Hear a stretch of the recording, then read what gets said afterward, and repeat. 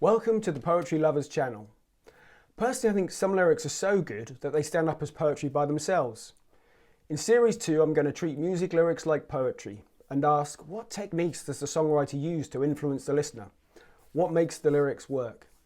I'm going to review the lyrics of some great artists, from Joni Mitchell to Bob Dylan, Roger Waters to John Lennon, to Jay-Z and Eminem. Some lyrics only work when they're sung out loud and accompanied by music.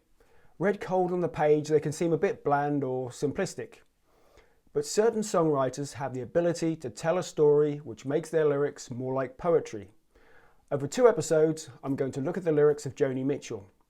She became famous as a singer-songwriter in the hippie generation of the late 60s and early 70s, and went on to create many more great albums, evolving her style with every new release. I'm going to pick lyrics from different stages in Joni's career, so we can see some of the ways she developed her style. Okay, so let's start with Little Green, written in '66 and released on the Blue Album in 1971. Here we go. So, born with the moon in Cancer, choose her a name she will answer to. Call her green and the winters cannot fade her. Call her green for the children who've made her. Little green, be a gypsy dancer. So first of all, we can see that you've got the rhymes at the end of the line. So you've got cancer, answer to, and dancer. And then slightly differently on lines 3 and 4, you can see it ends with cannot fade her and who've made her. Whereas the rhythm is similar to cancer and answer to, but the vowels are pronounced slightly differently. So fade instead of answer. So you can see Joni's playing with the vowel sounds, the rhymes, and the rhythm all the time. And then at the beginning, you can see in the first line, there's only 7 syllables. Then it goes up to 9, and then it goes up to 11 in the third line. So you can see there's some kind of build-up here. And so lines 3 and 4 are almost like a little emotional cascade, which ends on the 5th line, little green, be a gypsy dancer. So just in 5 lines, you can see there's so much going on. And that's why she's one of the best writers, singers, artists of all time, I think. Incredible. Okay, so let's have a look at the second verse. He went to California, hearing that everything's warmer there. So you write him a letter and say her eyes are blue. He sends you a poem and he's lost to you. Little green, he's a non-conformer. So you can see that Joni's playing similar tricks to the first verse. So you've got California, warmer there, a non-conformer. And again, she always chooses interesting words to rhyme, much more different from other writers. But there's a certain amount of mystery here. We don't really know, who went to California, what's going on here, who is Little Green? And so it's a little bit ambiguous, I think. But that's half of the fun. And then we get to the chorus. Just a little green, like the colour when the spring is born. There'll be crocuses to bring to school tomorrow. Just a little green, like the nights when the northern lights perform. There'll be icicles and birthday clothes, and sometimes there'll be sorrow. So even at the end of the chorus, there's a bit of a mystery. Who is Joni talking about? So let's go to the beginning. Just a little green, like the colour when the spring is born. So, incredibly innocent and beautiful imagery she uses. And the same in the next line. So there'll be crocuses to bring to school tomorrow. Just a little green, like the nights when the northern lights perform. And so you've got this great image here where you've got Little Green, which we think is probably the child. And then the northern lights. So Little Green it's almost like the image of Little Green is being merged with the northern lights, which are these green lights, natural lights up in the sky. So that's something that Joni does a lot. It's like she's merging different ideas, different memories, different senses all the time. And that's something really characteristic of her work. And then she ends off with, and sometimes there'll be sorrow. So, there's obviously some sorrowful story here, and we're trying to work out what's going on. Okay, and the third verse. Child with a child pretending, Weary of lies, you are sending home. So you sign all the papers in the family name. You're sad and you're sorry, but you're not ashamed. Little green, have a happy ending.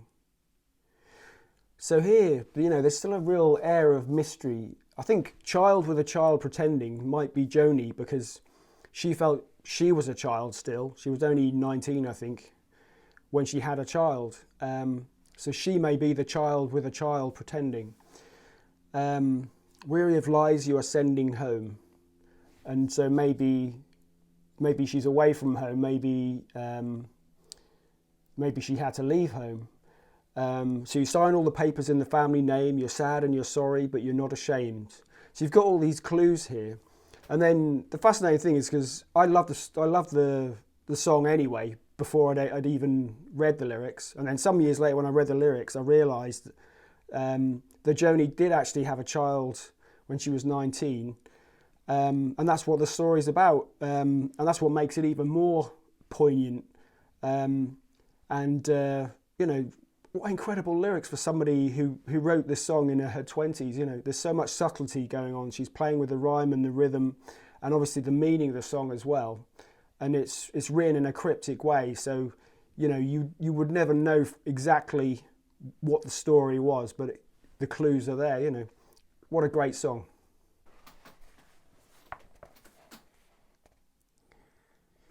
Okay, our second song today is A Case of You, also on the Blue Album of 1971, and probably written about 1970. Just before our love got lost, you said, I am as constant as a northern star. And I said, constantly in the darkness, where's that at? If you want me, I'll be in the bar. So in the first verse, you can see straight away there's this confrontation, and it's very conversational and very intimate, because you can see this couple probably are bickering. And that's something that Joni's really good at, is just getting you straight into the story, and you instantly want to know what's going to happen next. So the second verse, on the back of a cartoon coaster in the blue TV screen light, I drew a map of Canada, oh Canada, with your face sketched on it twice. So we've gone from the first verse, which was, quite confrontational and cheeky, to the second verse, which has suddenly become quite somber and sad. And something Joni's very good at is she takes mundane objects like the cartoon coaster and the blue TV screen light, and makes something beautiful out of it, something very melancholy. And so the cartoon coaster has these long vowels of longing, So she's bringing out these emotions just through all these subtle little tricks of, having long vowels, and using mundane objects to sort of lure you into this beautiful mood. Then we've got the chorus. Oh, you're in my blood like holy wine. You taste so bitter and so sweet. Oh, I'd drink a case of you, darling, and I would still be on my feet. I would still be on my feet. So this is quite a sort of traditional, almost like folk ballad chorus, and it fits very well with the first two verses. And it's this idea of something being bittersweet, and you can see she's using the metaphor of the holy wine, So she's really adding layers and layers, It's very clever stuff. Okay, so let's look at verse 3. Oh, I am a lonely painter. I live in a box of paints. I'm frightened by the devil, and I'm drawn to those who ain't afraid. So let's look at the first two lines. I'm a lonely painter. So it's very moody. I live in a box of paints. I mean, that's something that you can't really imagine living in a box of paints, but when she says that, it does something to your mind. It takes you out of yourself, and that's why she's so much better than a lot of writers, I think, because she includes things that kind of puzzle your mind. So moving on, I remember that time you told me, you said love is touching souls. Surely you touched mine, because part of you pours out of me in these lines from time to time. So here we can notice where it says, because part of you pours out of me. You notice again she's using long vowels, and I think it gives you this sense of longing and of sadness, because part of you pours out of me. And And then at the end, she changes the dynamic of the music. So, because part of you pours out of me in these lines from time to time. So again, she's playing with the rhythm, playing with the way she flows with the lyrics. And just the meaning of that part of the song, she's saying, because part of you pours out of me in these lines from time to time. So literally, she's pouring the man out onto the page. He's so important to her that when she's writing, she feels, it's almost like she's channeling somebody else. Incredible. And then moving on, I met a woman. She had a mouth like yours. She knew your life. She knew your devils and your deeds. And she said, go to him. Stay with him if you can, but be prepared to bleed. And then it ends with the chorus. And notice here, so we've got this connection with religion, I think, because it's saying, be prepared to bleed. And the chorus is all about holy wine. I could drink a case of you. So Joni's so clever, because what she's doing is she's linking every single part of the song to this man. So her waking life, her writing, her drinking and her religion, all of these are merging with her vision of this man and her love of this man and the longing. Something we see in many great artists, whether they're poets or painters or musicians, the more you look at their art, the deeper you can go. Next week, we go deeper into Joni's lyrics and see how she was influenced by jazz and the social movements of the 1960s. And we'll see some of the many ways that Joni Mitchell is a poet. If you want to go deeper into poetry, I also have an English poetry series which you can access by clicking the Poetry Lovers icon below. See you next time.